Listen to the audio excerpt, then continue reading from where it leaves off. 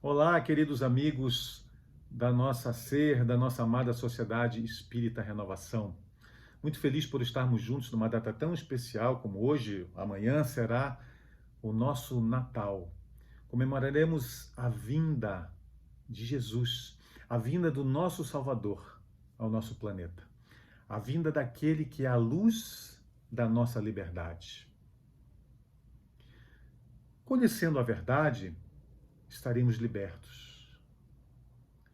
Essa é a promessa do Cristo disposta no Evangelho de João.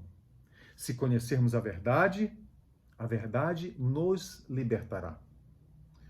Mas, afinal de contas, que verdade é essa? De que ela nos libertará? E como essa verdade nos libertará?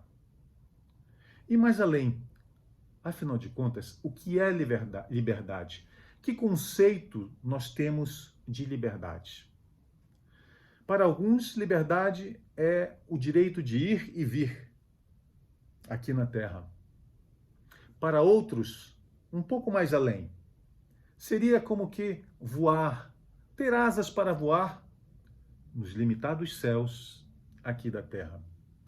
Para outros, liberdade plena seria poder dizer tudo aquilo que se pensa, tudo aquilo que se quer, independentemente de como isso chegaria no coração dos nossos irmãos.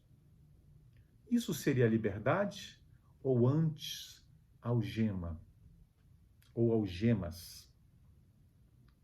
Quando Jesus falou de verdade e liberdade para os judeus, eles se enfureceram.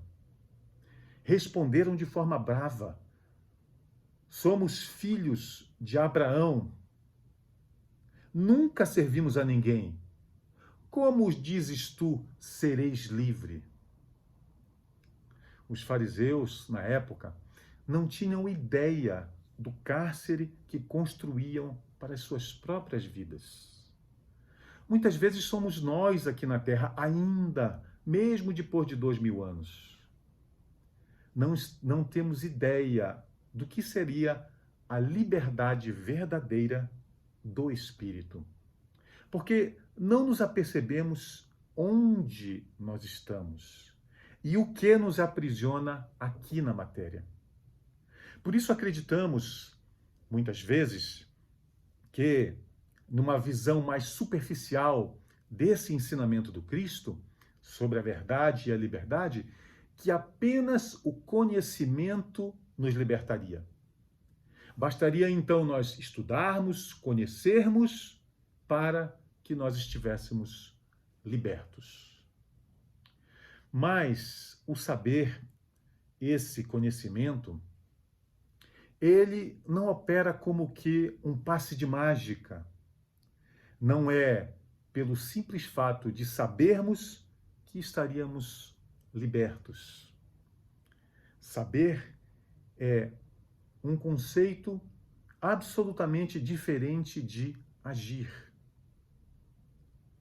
Então, se fossem o mesmo, se bastasse saber, então nós leríamos um livro, como por exemplo, um resumo do que nos ensinou Jesus, e depois de uma leitura rápida, ainda que nós buscássemos aquele entendimento e fechássemos o livro, nós estaríamos libertos, nós estaríamos transformados sem agirmos.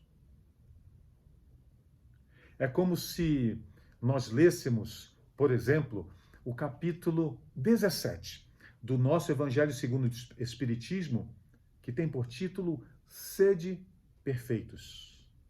E ao final daquela leitura, de 5 ou 10 minutos, em fechando o Evangelho segundo o Espiritismo, depois de nós entendermos todas as palavras daquele capítulo, Sede Perfeito, e mesmo depois de uma leitura atenta, e mesmo depois que nós conseguíssemos decorar cada uma daquelas palavras, nós então, segundo muitos de nós pensam, nós estaríamos libertos, estaríamos livres, porque nós conhecemos.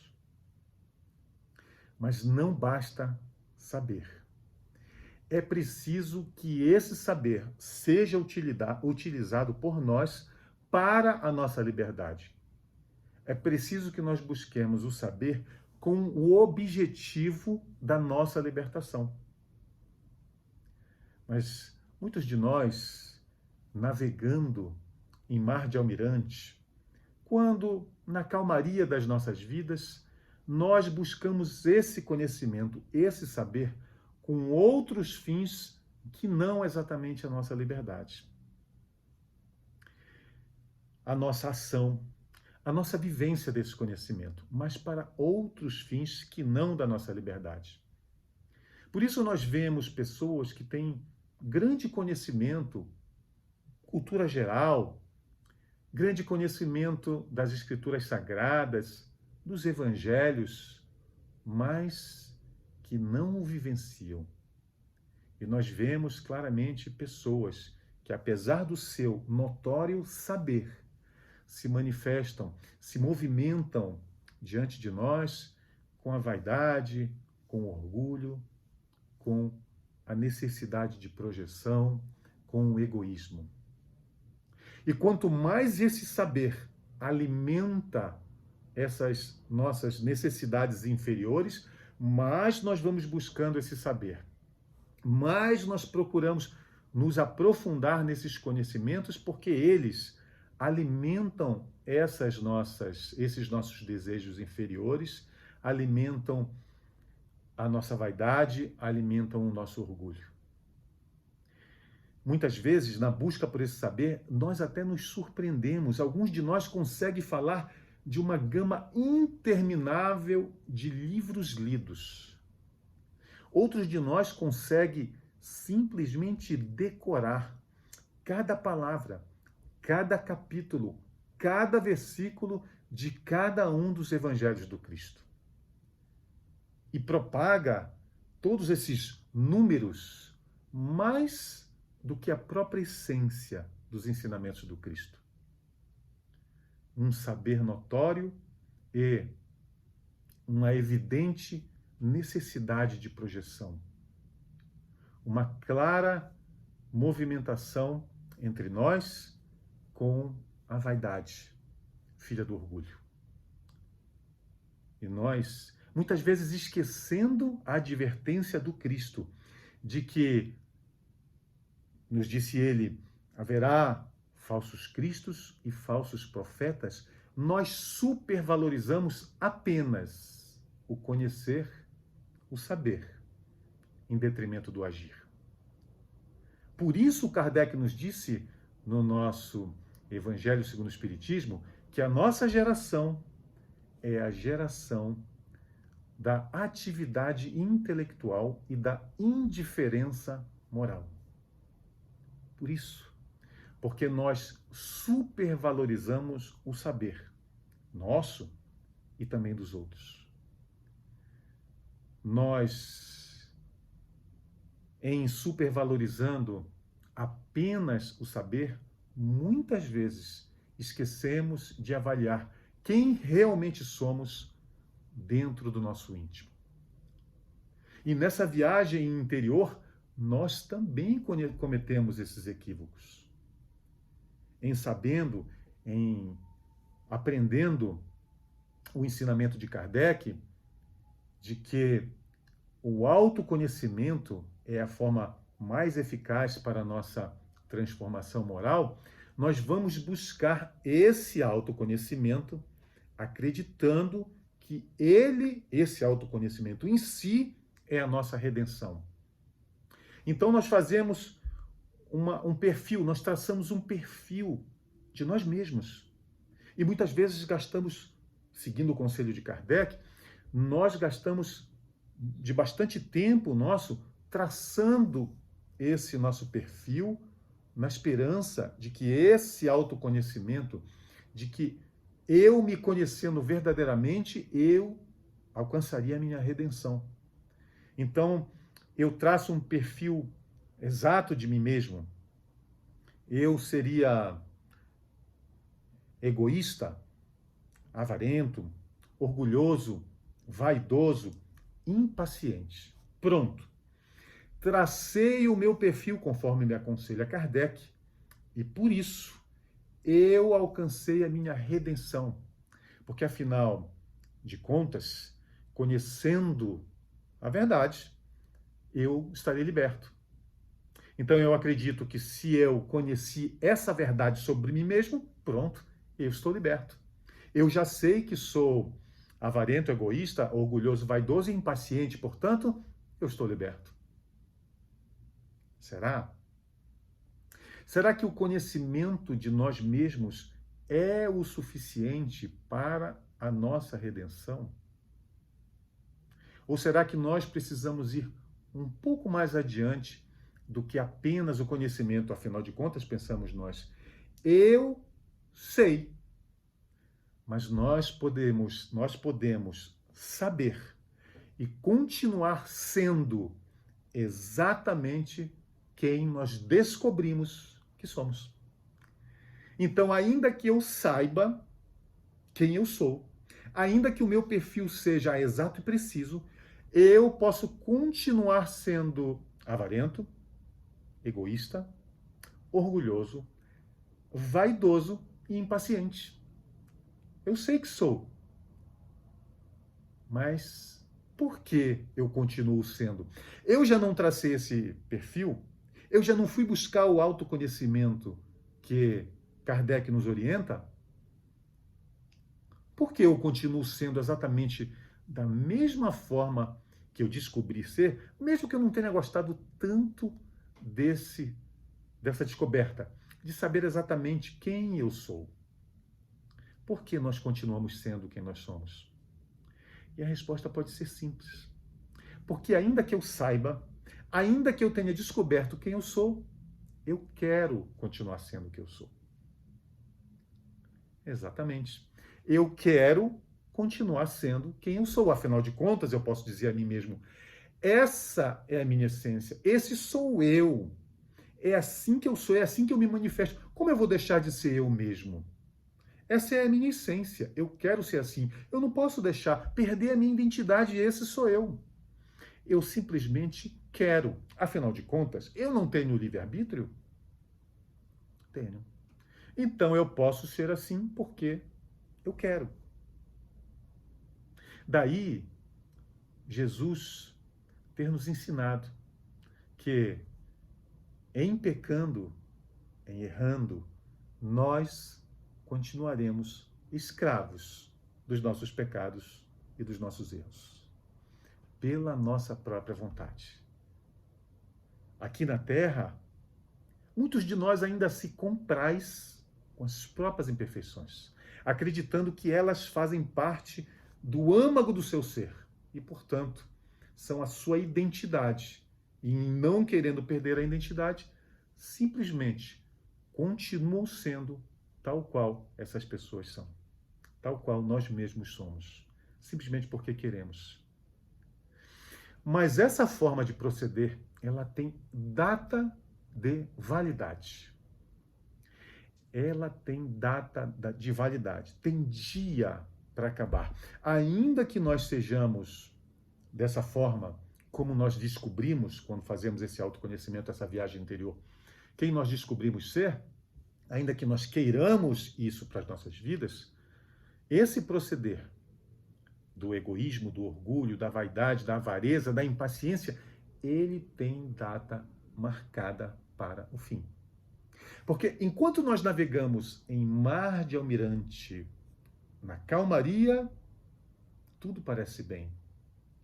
Mas quando os ventos começam a soprar, quando o mar começa a se encrespar, e quando chegam as tempestades,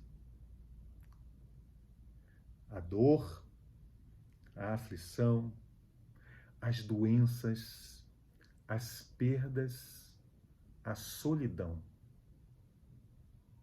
São as leis de Deus que chegam nas nossas vidas em forma de tempestades, segundo a nossa visão.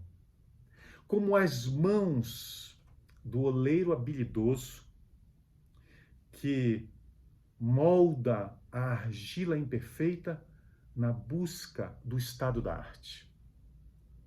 são as leis de Deus. Quando elas chegam nas nossas vidas, por conta da nossa rebeldia, por conta de insistirmos em usar do nosso livre-arbítrio para continuar sendo exatamente quem nós somos, ainda que identifiquemos as nossas imperfeições, vem a revolta. De súbito nos nossos corações nos sentimos injustiçados, afinal de contas. O meu orgulho não ofende ninguém, ele é meu. A minha vaidade é só uma característica do meu ser. Eu não ofendo ninguém com ela. Pensamos muitas vezes nós. Então nós nos revoltamos contra a vida, contra as situações que se nos apresentem, contra as pessoas ao nosso redor, contra a sorte da vida. Nos revoltamos até mesmo contra Deus, nos acreditando injustiçados. Mas aí nos fala a nossa própria consciência, a nos mostrar por que sofremos, a nos dizer, a gritar dentro de nós, a nossa consciência, a nos dizer que nós somos todos os artífices, os arquitetos das nossas próprias vidas. E então, nós pensamos, mas meu Deus, se eu me afastei das leis, e se esse afastamento é a causa das minhas dores, então eu preciso lembrar do meu conhecer. Eu preciso lembrar do meu saber. Ele me libertará.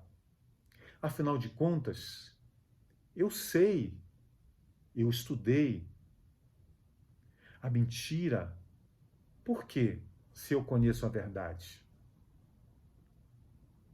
A mágoa, por quê? Se eu conheço o perdão. A ira, por quê? Se eu já sei o que é brandura. O ódio, para quê? Se eu sei o que é o amor. Então, nessa visão jamais amadurecida de que todas as nossas aflições, todas as tempestades que chegam nas nossas vidas foram construídas por nós mesmos, já atingindo esse estado de maturidade moral, espiritual, em função também do nosso saber, do nosso conhecimento, nós finalmente decidimos: não quero mais. Chega de sofrimento, chega de angústia. Então nós nos decidimos: eu quero crescer. Chega desse eu inferior. Eu quero buscar essa transformação. Então, se esse meu saber me ajudou até aqui, eu vou continuar estudando. Afinal de contas, eu conhecendo, eu estou liberto. Eu vou buscar essa verdade. Eu vou estudar de forma dedicada. Eu vou dedicar as horas dos meus dias, das semanas, dos meses, dos anos, buscando esse conhecimento que me libertará. E eu estudo e não consigo. Continuo agindo da mesma forma, tendo como fundo da ação as mesmas imperfeições que me fizeram passar por tantas tempestades da minha vida. Por que eu não consigo? Eu sei, e mesmo assim não consigo. As minhas respostas diante de uma agressão são sempre de ira, de raiva, de revide. Por que eu não consigo? Eu já sei o que é brandura. Por que é que eu não consigo responder com brandura diante de uma agressão? Por que eu não consigo, mesmo sabendo, mesmo conhecendo? Algum tempo atrás, nós atendemos a um jovem que estava com seríssimos problemas em família. Esse jovem passou muitos anos estudando fora de casa, em outro país, e fim daquela etapa na vida dele, na formação dele, ele voltou ao nosso país e voltou a morar na casa dos pais. E ele tinha seríssimos problemas com seu pai. Ele simplesmente não conseguia habitar o mesmo teto, segundo ele, que seu pai habitava. Ele me dizia, nas nossas conversas no atendimento fraterno, eu tinha uma convivência difícil com ele antes de sair de casa para o estudo, mas eu não entendo por quê. As coisas parecem que pioraram. Ele piorou muito, ele não é a mesma pessoa, ele já era uma pessoa difícil, mas agora ele está mais difícil ainda. Mais irritadiço, mais nervoso, e o pior, ele me diz, é um nervosismo em silêncio. Ele não fala nada. Eu tento conversar, ele se recusa a responder. Eu tento uma aproximação e ele silencia. Eu acabo por me aborrecer em função desse silêncio irônico que ele faz, desse silêncio indiferente que ele faz, e aí se estabelece sempre os conflitos. O caminho sempre é do conflito. Eu não estou conseguindo lidar com isso. E o pior, eu conheço o Evangelho. Eu conheço a doutrina espírita. Eu sei que os bem-aventurados são os brandos e pacíficos, que bem-aventurados são os misericordiosos. Eu até lembro no meu contato com ele que eu devo amar os meus inimigos. Quem sabe ele não foi um inimigo meu, mas eu não consigo. Eu sei de tudo isso e não consigo. Por quê? Me perguntava ele. E eu disse então para ele, mas de todas as nossas conversas, porque nós já conversamos por muitas horas, muitos dias, durante meses, eu dizia para ele, em todas as nossas conversas, eu vejo que você sempre fala das imperfeições do seu pai.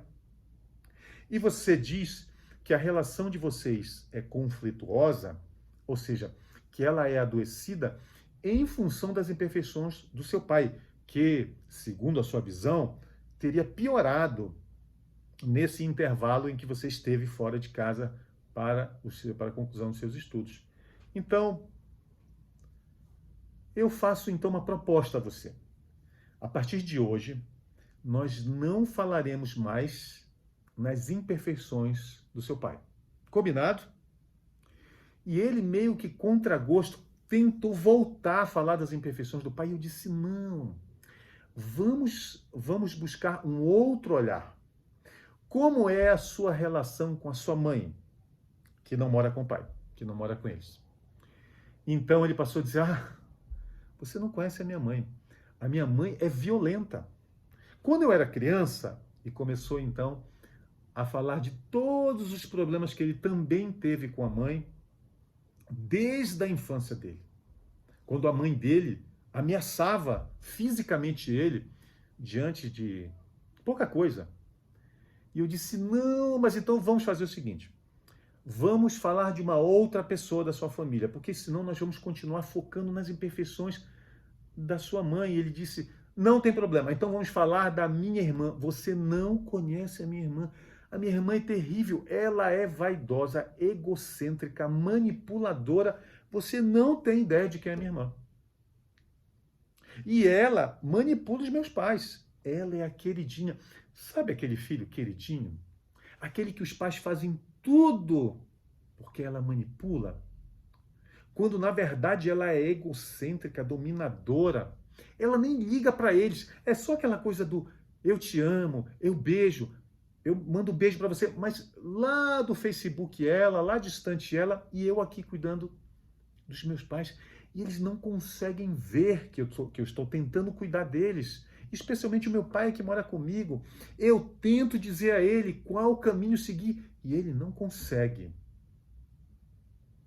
Por que então, mesmo sabendo de tudo isso, eu acabo perdendo, dizendo ele, a minha razão e caindo sempre no mesmo conflito com ele? Por que eu não consigo? E eu então disse a ele, fiz um outro convite. Que tal, ao invés de nós começarmos a enumerar as imperfeições do seu pai, da sua mãe, da sua irmã, do seu tio, da sua tia, porque também ele enumerou de alguns, Por que nós não passamos a enumerar as suas próprias imperfeições? Mas eu já fiz isso, as minhas imperfeições. Olha, eu sou... E começou a enumerar as perfeições dele. E de forma muito precisa.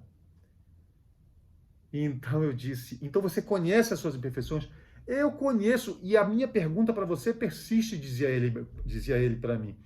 Por que eu não consigo? Eu sei muito, eu estudei muito, eu conheço a Bíblia, eu conheço o Evangelho segundo o Espiritismo, e eu persisto com a pergunta, por que eu não consigo? Então eu disse a ele, talvez você não esteja conseguindo curar essa relação porque você esteja esperando que os outros se curem ao invés de você mesmo. Talvez você não consiga curar essa relação porque você acredite que apenas o seu saber é o suficiente para a sua redenção. Talvez você não consiga curar a si mesmo porque ainda você esteja na ilusão de que as leis de Deus podem verdadeiramente entrar em você e coabitarem com as suas imperfeições. Não. As leis de Deus e os ensinamentos do Cristo não podem coabitar com as nossas imperfeições. É aí que está a chave de tudo. É aí que está a chave da transformação sua mesmo, minha, e a cura dessa relação que não depende exclusivamente do outro, mas dos dois, e que precisa partir sempre daquele que conhece mais. Então você jamais vai conseguir verdadeiramente introjetar dentro de você as leis de Deus, os ensinamentos do Cristo, se você insistir, ainda que conhecendo as suas imperfeições, guardá-las dentro de você. Instruir, conhecer, é introjetar. É colocar para dentro de nós um conhecimento. Através de uma leitura, através de uma palestra, através de uma conversa, através de uma terapia, é buscar entendimento, conhecimento. Educar não é o mesmo que instruir. Educar significa, na sua etimologia, na raiz, é extrair. Instruir é entrar. Educar é extrair. Portanto, as leis de Deus e os ensinamentos do Cristo, que são a mesma coisa, não conseguirão coabitar juntos, não em seu coração, não nos nossos corações. É aí que está a chave de tudo. O conhecimento apenas transforma quando ele sai apenas do nosso cognitivo, ele sai apenas dos nossos pensamentos, ele sai apenas das nossas reflexões e vai para os nossos corações. Nós, muitas vezes, estudamos tanto, fazemos tantos convites à reflexão, que às vezes nós parecemos espelhos de tanto que nós refletimos. Refletimos, que lindas reflexões. Aí nós lemos uma página do livro, que lindo, eu vou refletir sobre isso. E nós refletimos, e não nos transformamos, não nos educamos, apenas nos instruímos. Inserimos conhecimentos, sem extrairmos o veneno das nossas imperfeições, das nossas viciações. Não há transformação sem educação. E não existe educação sem extração.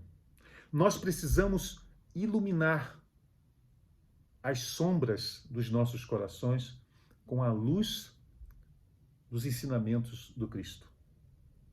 Nós jamais conseguiremos passar desse estágio de apenas saber, nós jamais conseguiremos nos transformar, nós jamais conseguiremos nos elevar para um outro patamar evolutivo enquanto nós acreditarmos que apenas o saber, que apenas o conhecer é o suficiente para a nossa libertação, para a nossa redenção. Não o é. Não é o saber apenas, não é a instrução, mas a educação, a transformação dos nossos corações. É preciso sentir, não apenas instruir. É preciso sentir o amor que o Cristo nos ensina nos nossos corações. E depois de meses conversando com aquele nosso amigo, ele me disse: finalmente eu entendo. É preciso sentir, mas eu não consigo. Eu já entendi. Não adianta eu apenas observar os erros dos outros. Apenas olhar o argueiro no olho do meu irmão, eu preciso olhar a trave no meu olho, eu preciso descrever as minhas imperfeições, eu preciso conhecer, eu preciso buscar esse autoconhecimento, ele é o primeiro passo para a nossa redenção, mas eu já entendi, eu preciso transformar as minhas imperfeições, eu preciso iluminar o meu coração. Ele me dizia: mas eu não estou entendendo como é que eu faço para tirar daqui apenas e trazer para cá para o meu coração. E olha, me dizia ele, eu estou buscando estudar para ver como eu faço para aprender a sentir. Ele me dizia que ele havia gasto semanas tentando estudar como ele poderia fazer para sentir aquilo que ele já sabia. E ele não conseguia. Então, ele me perguntava: como eu faço? Eu não acho em lugar nenhum escrito como eu faço para sentir. E eu disse então a ele: na verdade, isso está escrito em tantos lugares. Para sentir é preciso agir. Nós precisamos agir. Não há como sentir sem agir. Nós precisamos exercitar aquilo que nós conhecemos para que nós possamos começar a desenvolver o nosso sentir. É isso que nós precisamos. Agir. Não há como sentir sem antes agir.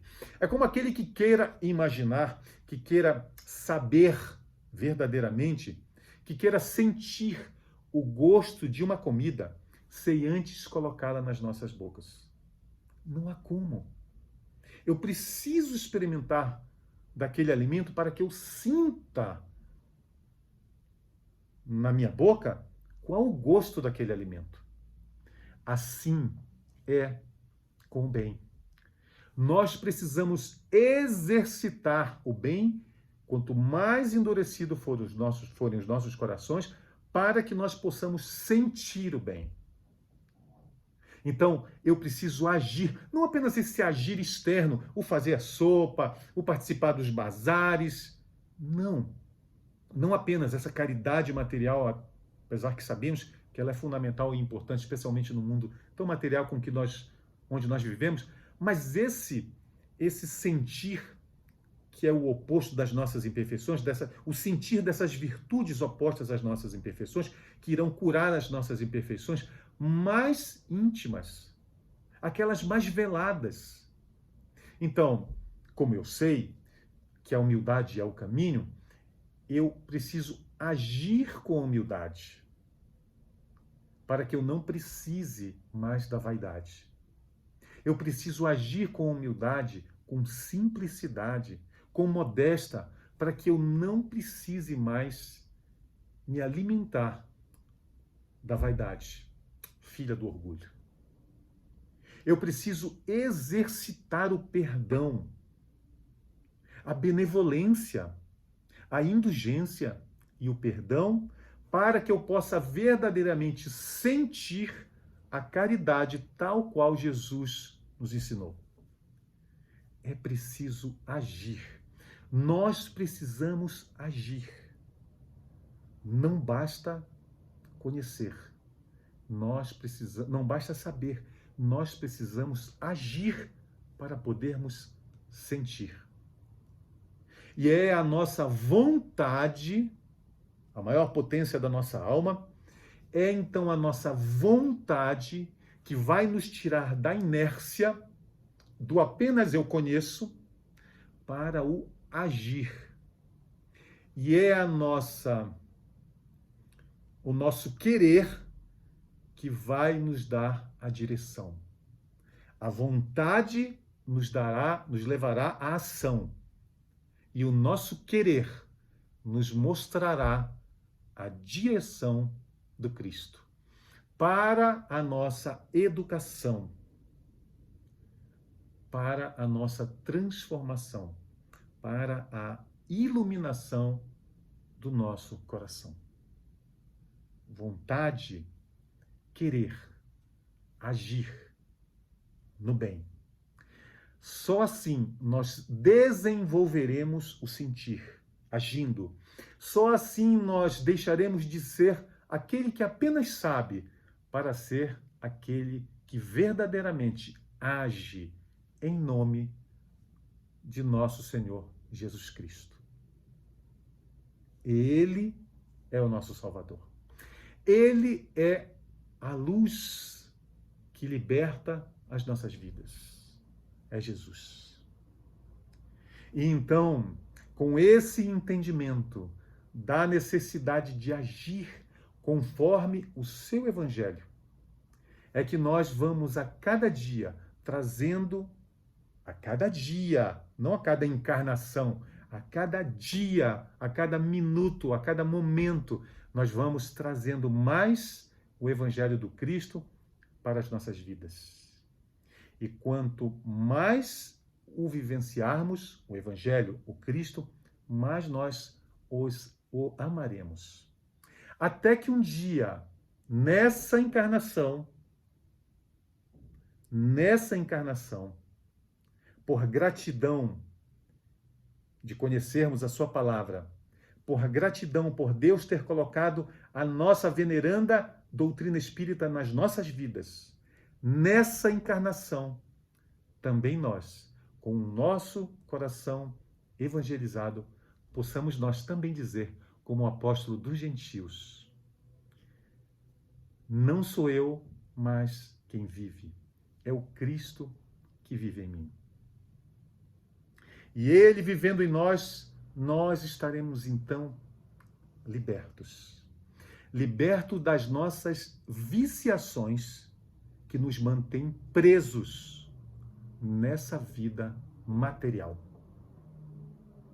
Então, livres dessas viciações, não perfeitos ainda, mas livres dessas imperfeições, dessas viciações que nos prendem a essa vida material, nós podemos então, aí sim, reencarnar, não mais aqui, reencarnar em mundos ditosos, de vida imaterial. Teremos alcançado o porto seguro da existência imortal. Essa é a essência de todas as promessas do Cristo. O porto seguro da nossa existência imortal. Um feliz Natal a todos os nossos amados irmãos da nossa amada Sociedade Espírita Renovação. Que Jesus esteja cada vez mais nos nossos corações. Um Feliz Natal de Jesus para todos nós.